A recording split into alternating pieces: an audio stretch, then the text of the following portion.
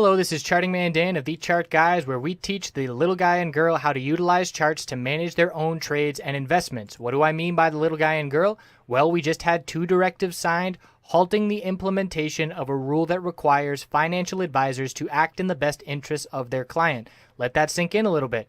The big wigs on Wall Street can play with your retirement and hard-earned money without your best interests at heart. We currently have hundreds of members taking charge of their financial future, and we would love for you to come check out a free week with no credit card required to see if our services would be beneficial on your path to financial independence as well. What we offer, we have a separate course of over 5 hours in length on when to enter and exit positions. And in terms of what we do daily, we have nightly videos, key levels updated each morning before the bell, 2.5 hours of live daily webcam coverage in the morning and in the afternoon, and over 7 hours of educational videos. All of these links can be found in the description of this video. Come check us out. Thanks for watching. Let's get on to the technical analysis. Hey everyone, looking at the market rundown heading into Wednesday, February 15th. S&P 500 reacting bullish to Yellen. It was actually the financial sector that reacted bullish, and it took the S&P 500 with it, as it is the second biggest holding in the financial or in the S&P 500 behind the technology sector. So XLF breakout, banks breakout, and S&P 500 all-time high, close at the high of the day, higher lows 4 days in a row, above the upper Bollinger Band 3 days in a row, full-on blue sky breakout, no slowdown for the bulls at this point. We know consolidation is going to be coming. We will anticipate it to be normal, healthy consolidation when it does come, but not seeing any signals at this point in time.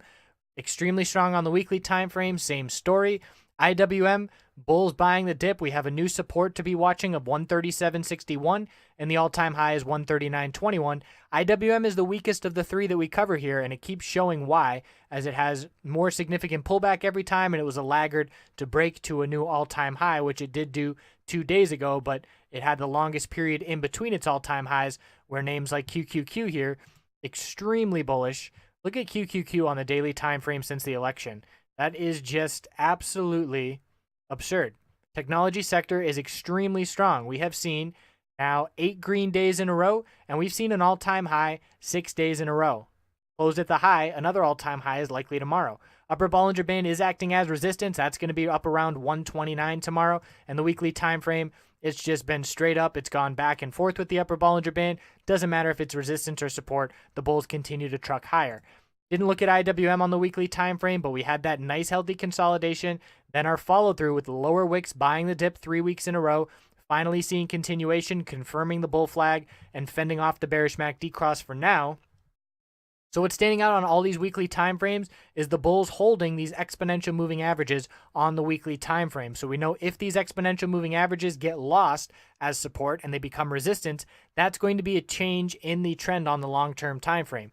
But as of right now, no slowdown by the bulls. Anybody that's been playing bearish has been frustrated the past few days, and you can't use the logic where you say, well, we've been going up so much we have to pull back, because there's no resistance to be going off of. It's extremely easy for the bulls to keep going. It doesn't take much money because there's a lack of resistance to push through. So we're seeing the bulls very easily continue to hit all-time highs, and we can be looking for bearish consolidation, short-term and healthy after this breakout, but we need signals first, and we keep forming support levels and establishing them on shorter-term time frames and maintaining them before continuing to higher highs. And that was exemplified today by not breaking the low of yesterday on the S&P 500. We held that level by less than $1, but then the bulls showed up with a double bottom at the low of the day and exploded to the upside with a close at the high of the day.